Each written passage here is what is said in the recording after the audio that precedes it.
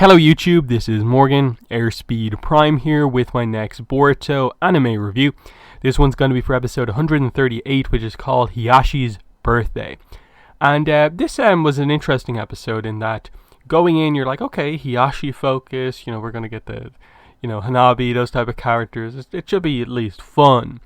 But it is just going to be them searching for birthday presents, isn't it?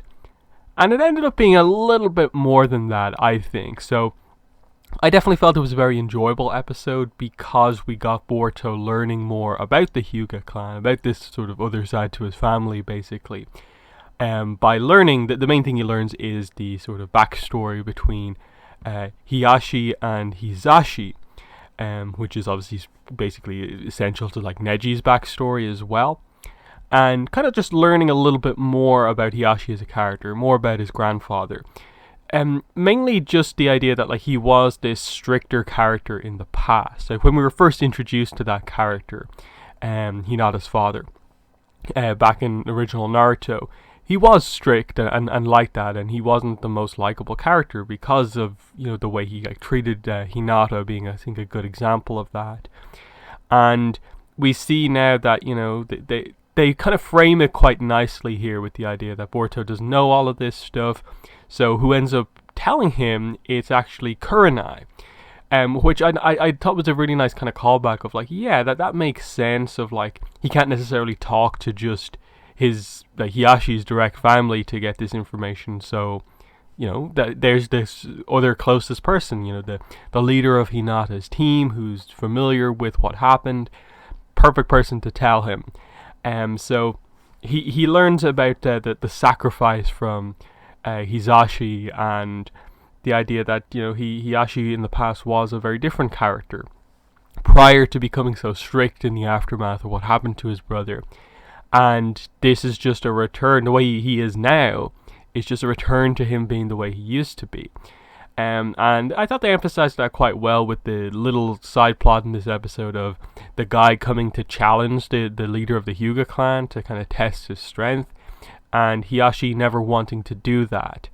And this eventually causing Boruto to stand up and kind of fill in for the Hyuga clan in the battle against him. So it allowed us to have a little bit of action in the episode without it really being a particularly big fight. So it was just a guy who was using lightning jutsu through his club, which was at least somewhat interesting, and Boruto just kind of dodging. He's clearly the more skilled, but he still has to dodge, so the place is getting destroyed, and this is where we get Hiyashi arriving on the scene.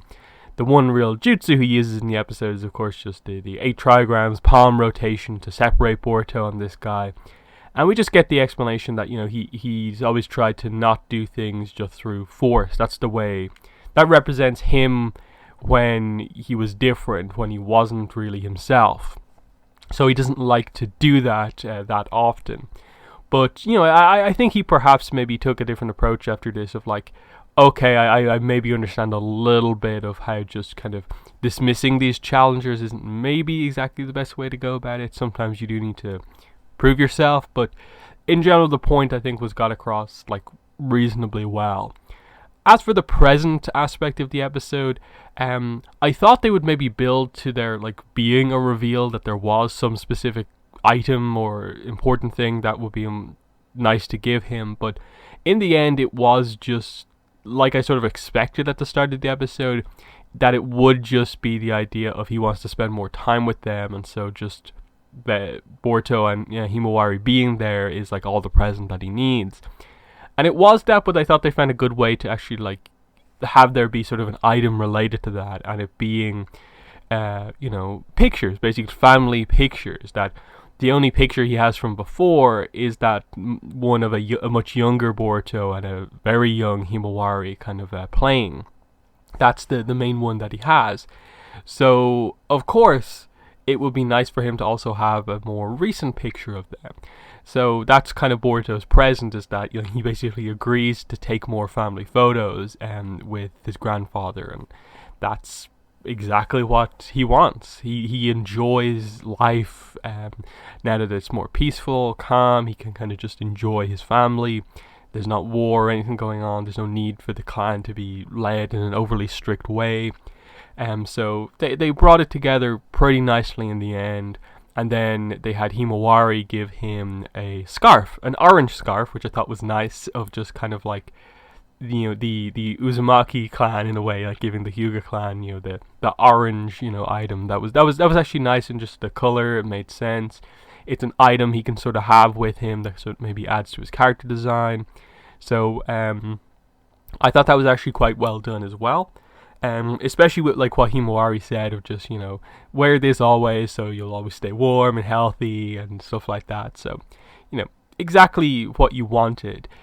We also got another kind of really nice Naruto and Hiyashi scene, which are always nice to see, in that, like, Naruto calling him father, and like, because like Naruto's thing has always been that for most of the series he didn't know about his own family, and obviously grew up not having them. So now that he actually has a father in his life, it's a nice dynamic to have there, and just to have Hiyashi kind of point out, Naruto, you kind of made this change possible, and just referencing like Naruto's role in all of that. That at one point in Naruto he did say, I will change the Hyuga clan for the better, and from Hiyashi's perspective he did accomplish that. Plus they just addressed the idea of like, did you tell him about the picture idea? But Naruto's like, no, he came up with that by himself. So I just felt like a lot of nice moments in this episode. Was it the most impactful episode of Boruto? No. But was it the worst?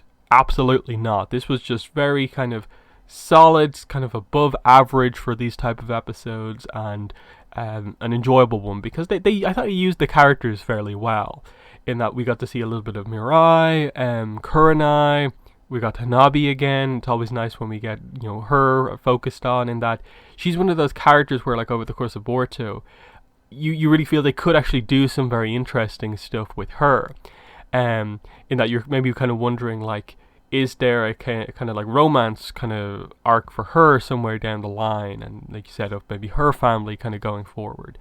That's kind of something, like, she feels like that sort of character where you could focus on her at some point, if the manga maybe gets around to it. So she is fun to see.